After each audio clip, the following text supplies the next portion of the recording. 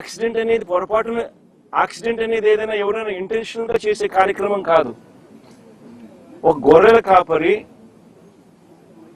45 సంవత్సరాల వయసులో ఆ గొర్రెల కాపరి ఉంటాడు. వయసు అయింది ఆల్మోస్ట్ ఇంచుమించు. రోడ్డు మీద గొర్రెలు కాసుకుంటా ఉన్న పరిస్థితుల మధ్య బైక్ లో యాక్సిడెంట్, బైక్ మీద యాక్సిడెంట్ జరిగితే దాంట్లో కుట్రకోణం ఎక్కడి నుంచి వస్తుంది? హత్య చేయాలి అని ముందుగానే ఆలోచన చేయాల్సిన పరిస్థితులు ఎందుకు వస్తాయి? ఆ మనిషి ఎవరో పరిచయం కూడా లేదు ఈ మనిషికి, ఈ పిల్లాడికి. వీళ్ళకి ఎవరికి పరిచయం కూడా లేదు ఆ మనిషి. Is just pedestrian. ఒక దారిన పోయే నడుచుకుంటూ పోయే ఒక వ్యక్తి. అన్ఫార్చునేట్ గా జరిగింది. చెయ్యాలనే ఉద్దేశం ఎవరికి ఉండదు. అలాంటి అన్ఫార్చునేట్ గా జరిగిన ఒక ఘటన పట్టుకుని ఈ పిల్లల కెరీర్ ను నాశనం చేయాలని చెప్పి ఆలోచన చేయడం ఎంత మటుకు ధర్మం? ఇది కరెక్టేనా? జస్ట్ బికాస్ అప్పల్ రాజ్ అనే వ్యక్తి బీసీలలో ఒక మంచి నాయకుడు కాబట్టి, వైసీపీకి సంబంధించిన నాయకుడు కాబట్టి, వైఎస్ఆర్సీపీ పార్టీకి చెందిన వ్యక్తి కాబట్టి ఇది ధర్మమేనా అని అడుగుతా ఉన్నా. నిజంగా ఒక చిన్న పిల్లాడి చేసిన యాక్సిడెంట్ ను ఒక కుట్రగాను హత్యగాను దాన్ని చిత్రీకరించి మొత్తం అప్పల్ రాజ్ కుటుంబాన్ని దీంట్లో ఇరికిచ్చే కార్యక్రమం ఎంత మటుకు ధర్మం అనేది అందరూ కూడా ఆలోచన చేయాలి. అసలు ఆశ్చర్యకరమైన విషయం ఏమిటి అని అంటే, ఎల్లో మీడియాలో ఒక కట్టుకథ రాయిస్తారు. దానికి యాంగిల్స్, వక్రీకరణ, ట్విస్టింగ్, మసాలాలు అన్ని కలిపి తర్వాత టీడీపీ సోషల్ మీడియా దాన్ని అందుకుంటుంది. ఆ అందుకున్న దాన్ని చివరకు పోలీసులు దాన్నే కేసుగా మార్చేస్తారు. నిజంగా రాష్ట్రంలో జరుగుతా ఉన్న మాఫియా సామ్రాజ్యం ఇదే. ఇది ఓ ఈనాడు, ఒక ఆంధ్రజ్యోతి, ఓ టీవీ5, ఓ చంద్రబాబు, ఓ లోకేష్, వీళ్ళకి సంబంధించిన గవర్నమెంట్, వీళ్ళకి సంబంధించిన పోలీసులు. ఇది ఒక మాఫియా సామ్రాజ్యం. నిజంగా ఇది ధర్మమేనా అని చెప్పి నిజంగా అందరూ కూడా, ప్రతి ఒక్కరూ కూడా గుండెల మీద చేతులు వేసుకుని ఆలోచన చేయాల్సిన అవసరం ఉన్న ప్రశ్న ఇది. అప్పల్ రాజ్ విషయానికి ఒకసారి వద్దాం. అప్పల్ రాజ్ అనే వ్యక్తి 10వ తరగతిలో he was state first rank. Appal Raj అనే వ్యక్తి వీళ్ళ నాన్న 10th క్లాస్లో స్టేట్ ఫస్ట్. చంద్రబాబు నాయుడు గతంలో ముఖ్యమంత్రిగా ఉన్నప్పుడు వచ్చి అవార్డు ఇచ్చినాడు వీళ్ళ నాయనకు, స్టేట్ ఫస్ట్ అవార్డు ఇచ్చినాడు. చదువుల్లో ఆ స్థాయికి పోయిన వ్యక్తి తన సొంత కష్టం మీద డాక్టర్ అయ్యాడు. లోకేష్ మాదిరి డొనేషన్ కట్టి స్టాన్ఫోర్డ్ లో సీట్ తెచ్చుకోలా. సొంత కష్టం మీద కష్టపడి చదివి డాక్టర్ అయినాడు. డాక్టరే కాదు, ఎండి కూడా చేశాడు. పోస్ట్ గ్రాడ్యుయేట్ కూడా, ఎండి కూడా చదివినాడు. చదివి ఒక మంచి డాక్టర్ గా పేరు తెచ్చుకున్నాడు. తర్వాత నేను టికెట్, వైఎస్ఆర్సీపీ తరఫున టికెట్ ఇస్తే ప్రజల ఆశీర్వాదాలతో ఎమ్మెల్యేగా అయ్యాడు. దాని తర్వాత మన పార్టీలో మంత్రిగా కూడా పనిచేశాడు. అంటే ఒక బీసీ నాయకుడు, ఒక అతి సామాన్యమైన కుటుంబం నుంచి వచ్చి కష్టపడి చదివి మంచి డాక్టర్గా పేరు తెచ్చుకొని ఒక ఎమ్మెల్యే అయి, ఒక మంత్రి అయి, ఒక బీసీ నాయకుడిగా తాను ఎదిగితే, అలాంటి మనిషిని ఫినిష్ చేయడం కోసం, క్యారెక్టర్ అసాసినేట్ చేయడం కోసం ఒక తప్పుడు కేసును, ఒక యాక్సిడెంట్ ను ఒక కుట్రగాను, ఒక హత్యగాను దాన్ని వక్రీకరించి మలచి తన కెరీర్ను నాశనం చేయాలని, తన క్యారెక్టర్ను అసాసినేట్ చేయాలని, అప్పల్ రాజును నాశనం చేయాలి అని చెప్పి ఇంత దుర్మార్గపు ఆలోచన, ఆ దుర్మార్గపు ఆలోచన చేసే దాంట్లో కూడా కనీసం ఈ 18 ఏళ్ల పిల్లాడు, ఈ పిల్లోడి జీవితం నాశనం అవుతుందని కూడా కనీసం చంద్రబాబు నాయుడు ఆలోచన చేయడం లేదంటే నిజంగా అడుగుతా ఉన్నా. 80 ఏళ్ల వయసు వస్తా ఉంది చంద్రబాబు నాయుడు. మనిషి అన్నం తింటున్నాడా, గడ్డి తింటున్నాడా అని అడుగుతా ఉన్నా. అబ్సల్యూట్లీ రాజకీయాలను ఒక ఒక నీచమైన స్టేట్లోకి తీసుకొని పోవడం ఇది. నేను అడుగుతా ఉన్నా, ఒక్కొక్కరికి ఒక్కొక్క న్యాయం ఉంటుందా అని చెప్పి. కొన్ని తెలుగుదేశం పార్టీకి సంబంధించిన వాళ్ళకి ఎక్కడికైనా వాళ్ళు ఎవరైనా యాక్సిడెంట్లు చేసినా, వాళ్ళ పిల్లలు కానీ వాళ్ళ బంధువులు కానీ ఎవరైనా యాక్సిడెంట్లు చేస్తే, లేదా వాళ్ళే యాక్సిడెంట్ చేస్తే, వాళ్ళ కారులో ఉండగానే యాక్సిడెంట్ జరిగితే మొత్తం కుటుంబాన్ని కూడా ఇదే మాదిరిగానే కేసులు కట్టి అరెస్టులు చేసి కుట్ర కోణము హత్య కోణం అని చెప్పి పెట్టే కార్యక్రమం జరుగుతుందా? చేస్తారా అని అడుగుతాను చంద్రబాబు నాయుడు గారిని. ఒక నిజంగా చేసేట్టుగా అయితే ఇచ్చాపురం టీడీపీ ఎమ్మెల్యే కారు ఢీకొని వృద్ధుడు మృతి. ఇచ్చాపురం ఎమ్మెల్యే స్వయంగా కారులో ఉండగానే కారు ఢీకొని వృద్ధుడు మృతి. ఇదే ఇదే ఇదే శ్రీకాకుళం జిల్లాలోనే నేను చెప్తా ఉన్నా, ఎక్కడికో బయటకు కూడా పోవడంలా.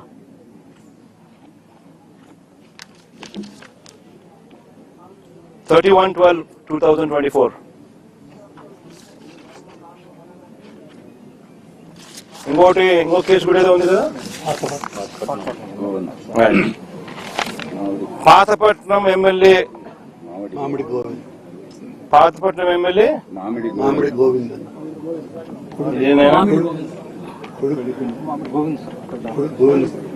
ఇదేంది కొడుకును తప్పించి డ్రైవర్.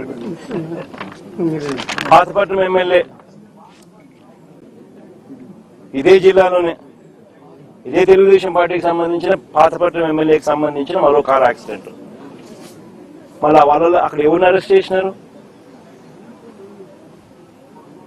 ఒక్కొక్కరికి ఒక్కొక్క న్యాయం వర్తింపజేస్తే నిజంగా బతకదు, వ్యవస్థ అనేది బతకదు.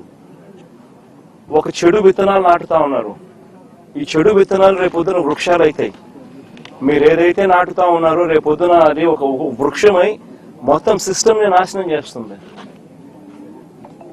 అబ్సల్యూట్ గా అన్పార్డనబుల్, క్షమించరాని తప్పు ఇది. నిజంగా యాక్సిడెంట్ జరిగితే అసలు యాక్సిడెంట్ జరిగినప్పుడు 108 ఫోన్ చేసింది కూడా ఈ పిల్లోడే.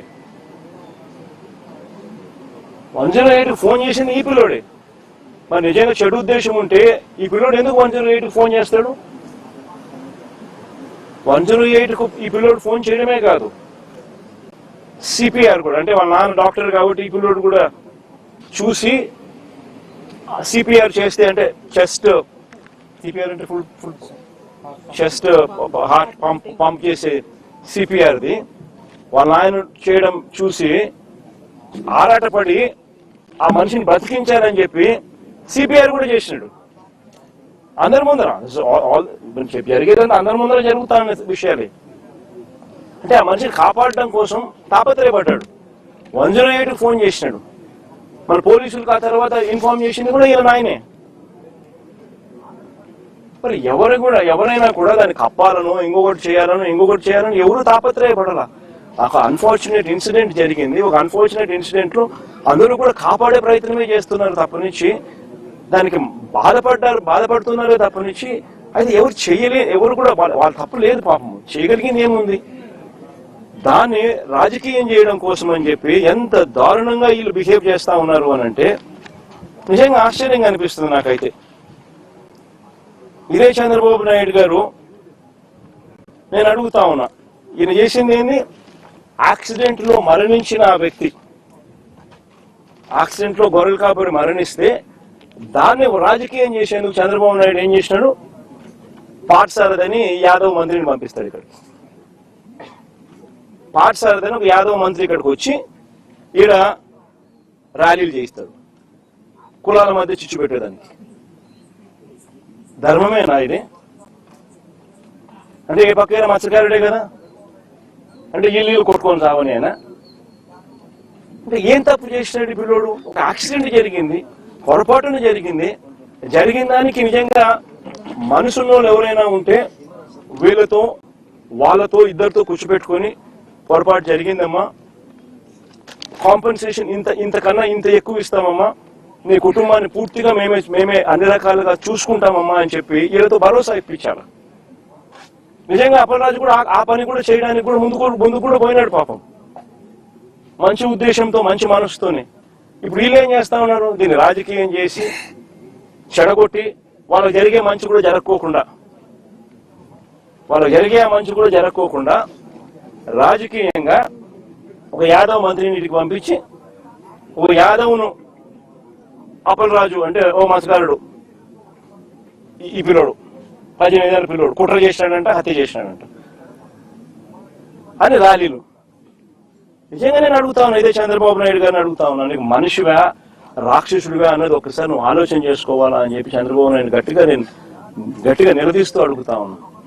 ఎందుకంటే ఒక మనిషి అనేవానికి మనసు ఉండాలి. This is beyond repair.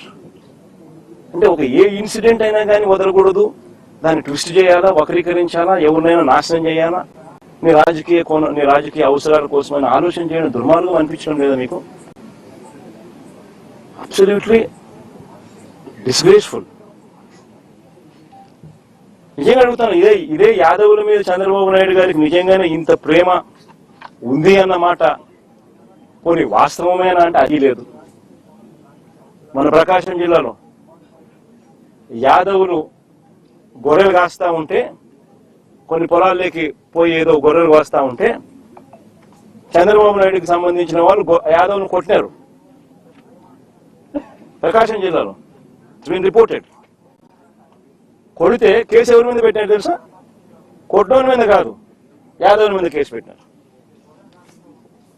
నిజంగా నేను మనిషికి యాదవుల మీద నిజంగా ప్రేమ ఉందా అని అడుగుతా ఉన్నా. విశాఖపట్నం మేయర్, మొట్టమొదట యాదవ మేయర్ చరిత్రలో ఇంతవరకు ఎప్పుడు విశాఖపట్నం మేయర్గా ఒక యాదవ కులస్తులు ఎప్పుడు మేయర్ కాలా. ఫస్ట్ టైం వైఎస్ఆర్సీపీ ప్రభుత్వంలో వైఎస్ఆర్సీపీ చేసింది ఒక యాదవ మహిళను మేయర్గా. ఈయన ఏం చేశాడు చంద్రబాబు నాయుడు? ఆయనకు నెంబర్స్ లేకపోయినా ప్రలోభాలతో ఏం చేసినాడు? ఆయన దింపేసినాడు. ఇదే యాదవుల మీద ప్రేమ. అంతేందుకు విశాఖపట్నంలో వైఎస్ఆర్సీపీ యాదవ భవనం కోసం విశాఖపట్నంలో ల్యాండ్ ఇచ్చింది. ఆ ల్యాండ్కు శంకుస్థాపన చేసినారు. పనులు కూడా ప్రారంభమైనాయి. చంద్రబాబు నాయుడు వచ్చినాడు, క్యాన్సిల్ చేసినాడు. ఈ మనిషికి యాదవుల మీద ప్రేమ? అసలు యాదవులు కాదు, అసలు బీసీలు అంటే కూడా ఈ మనిషికి లెక్కలేదు. కొన్ని మత్స్యకారుల మీద ఏమైనా ఉందా అంటే లేదు. మత్స్యకారుల లీడర్లను నాశనం చేయడం, కుట్రలు పని వాళ్ళను కుట్ర కోణంతో వాళ్ళను చరిత్రహీనులుగా చేసే కార్యక్రమం చేయడం. మొన్న విశాఖపట్నంలో మత్స్యకారులు చనిపోతే 7 మంది వేటకు పోయి అందులో 6 మంది చనిపోతే కనీసం మానవత్వం చూపరా.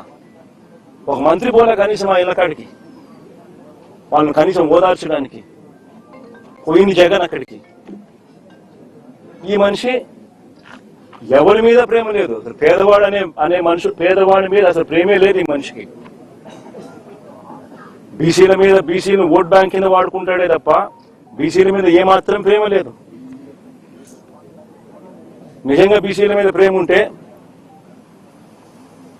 అక్కచెల్లెమ్మలకు 0 వడ్డీ పథకం. అందరికన్నా నష్టపోయేది బీసీలే, బీదోళ్లే. ఎలక్షన్ మేనిఫెస్టో ఒకసారి చూడండి. 0 వడ్డీని 3 లక్షలు కాదు 10 లక్షలకి పెంచి చేస్తానని చెప్పి 0 వడ్డీ ఇస్తానని చెప్పి మేనిఫెస్టోలో కనిపిస్తుంది. 2 ఏళ్ళు అయింది, 3వ సంవత్సరం. ఇంతకు ముందు ఇస్తా ఉన్న 0 వడ్డీ ఇప్పుడు కూడా రద్దు చేసినాడు. పొదుపు సంఘాల రుణాలు తగ్గిపోయినాయి. 20,000 చిల్లర కోట్ల నుంచి వైఎస్ఆర్సీపీ ప్రభుత్వ హయాంలో 49,000 కోట్లకు మేము తీసుకొని పోతే, ఈ ప్రభుత్వం వచ్చిన తర్వాత చంద్రబాబు నాయుడు గారి హయాంలో 49,000 కోట్ల నుంచి పొదుపు సంఘాల రుణాలు ఈ రోజు తగ్గిపోయి 49,000 నుంచి 30 చిల్లర కోట్లకు వచ్చింది. 39,000 ఎంతో తగ్గిపోయి. చేయూత లేదు, ఆసరా లేదు, 0 వడ్డీ లేదు. గతంలో వైఎస్ఆర్సీపీ హయాంలో ఉన్న పథకాలన్నీ రద్దు. ఫీజు రీఇంబర్స్మెంట్ బకాయిలు దాదాపుగా 9,000 కోట్లు ఉన్నాయి. విద్యా దీవెన, వసతి దీవెన బకాయిలు. పిల్లలు చదువులు మానేస్తా ఉన్న పరిస్థితులు, చదువులు చదవరాక అందరికైనా నష్టపోయేది బీసీలే. ఈయన బీసీల గురించి మాట్లాడేది. మత్స్యకారుల కోసం వైఎస్ఆర్సీపీ ప్రభుత్వ హయాంలో మత్స్యకారుల కోసం ఎప్పుడూ జరగని విధంగా 10 ఫిషింగ్ హార్బర్లు, ఎప్పుడు జరగని విధంగా 10 ఫిషింగ్ హార్బర్లు, 4 పోర్ట్లు మన హయాంలో 6 ఫిష్ ల్యాండింగ్ సెంటర్లు మనం ప్లాన్ చేస్తే కట్టడం మొదలెడితే ఈ మనిషి వచ్చిన తర్వాత ఏం చేస్తా ఉన్నాడు? ఇదే శ్రీకాకుళం జిల్లాలోనే మూలపేట పోర్టు ఎవరు మొదలు పెట్టినారు? ఇదే శ్రీకాకుళం జిల్లాలోనే బోడబెట్లపాలెం మంచినీళ్ళపేట ఫిషింగ్ హార్బర్లు ఎవరు తీసుకొచ్చారు? వైఎస్ఆర్సీపీ ప్రభుత్వం. ఈయన ఏం చేస్తా ఉన్నాడు? స్కాములు చేస్తూ దానికి అమ్మకానికి పెట్టినాడు. స్కాములు చేయడం కోసం స్కాములు చేస్తూ పోర్ట్లు అమ్మకానికి, ఫిషింగ్ హార్బర్లు అమ్మకానికి, మత్స్యకారుల జీవితాలను సర్వనాశనం చేయడానికి కోసం ఈ మనిషి రెడీగా ఉన్నాడు. అసలు ఈ మనిషి చంద్రబాబు నాయుడు అనే వ్యక్తి సూపర్ 6లు లేవు, సూపర్ 7లు లేవు. ఎన్నికలప్పుడు బాండ్లు ఇచ్చినాడు, ప్రతి ఇంటికి పోయి బాండ్ ఇచ్చినాడు. పిల్లడు కనపడితే అదే ఏమన్నాడు? నీకు 36,000, నీకు 36,000, నీకు 36,000. అమ్మ కనపడితే ఏమన్నాడు? నీకు 1500 నెల, నీకు 1500, నీకు 1500, నీకు 1500 అంటే 18,000, నీకు 18,000, నీకు 18,000, నీకు 18,000. మళ్ళీ 50 ఏళ్ళ ముసలి ఎవరు కనపడలేదు, విలేకరులు ఎవరు కనపడతాం 50 ఏళ్ళలో. 50 ఏళ్ళ ఎవరు కనపడితే ఏమంటాడు? నీకు 48,000, నీకు 48,000, నీకు 48,000. అందరికి బాండ్లు. ఆ మొగడి 15,000 కదా దేవుడు ఎరుగు, అందరికీ ఇస్తాన కదా దేవుడు ఎరుగు. 9,000, 8,000, అది కూడా ఫస్ట్ సంవత్సరం ఎవరికోటి. నోరు తెలిస్తే అబద్ధాలు, చేస్తేదంతా మోసాలు. ఇవన్నీ ఎవరైనా ప్రశ్నిస్తే, ప్రశ్నించే గొంతులు ఎక్కడైనా కనిపిస్తే వాళ్ళని ఇబ్బంది పెట్టడం, ప్రశ్నించే గొంతు లేకుండా చేయడం కోసం అని చెప్పి వాళ్ళ మీద ఆ తప్పుడు కేసులు, తప్పుడు ఆరోపణలు, వాళ్ళ జీవితాలు నాశనం అవుతాయని అన్న కనీస జ్ఞానం కూడా లేకుండా వాళ్ళ జీవితాలతో చెలగాటాలి. ఇది చంద్రబాబు నాయుడు గారి ప్రభుత్వంలో మనం చూస్తా ఉన్న వాస్తవాలు. నేను ఒకటే చెప్తా ఉన్నా, ఈ కుటుంబానికి, అప్పలరాజు కుటుంబానికి వైఎస్ఆర్సీపీ పార్టీ అండగా ఉంటుంది, తోడుగా ఉంటుంది. నా చెల్లెలు, అప్పలరాజు భార్య అన్ని రకాలుగా తోడుగా ఉంటారు వైఎస్ఆర్సీపీ అని చెప్పి మరొకసారి భరోసా ఇస్తాను. పార్టీ అన్ని రకాలుగా తోడుగా ఉంటుంది. అప్పలరాజు కూడా న్యాయమే గెలుస్తుంది, ధర్మమే గెలుస్తుంది. అప్పలరాజు కూడా ఖచ్చితంగా త్వరగానే బయటకు వస్తాడు. ఎందుకంటే న్యాయస్థానాలు ఇంకా బ్రతికే ఉన్నాయి ఈ దేశంలోనూ, ఈ రాష్ట్రంలోనూ అన్న వాస్తవం కూడా నిజమే. కాబట్టి త్వరలోనే ఆయన బయటకు వస్తాడు. బయటకు వచ్చిన తర్వాత చంద్రబాబు నాయుడు గారి ప్రభుత్వం మీద జరగబోయే యుద్ధం ఇంకా తీవ్ర స్థాయిలో, ఇంకా గట్టిగా కూడా చేసే కార్యక్రమం కూడా వైఎస్ఆర్సీపీ ఖచ్చితంగా చేస్తుంది.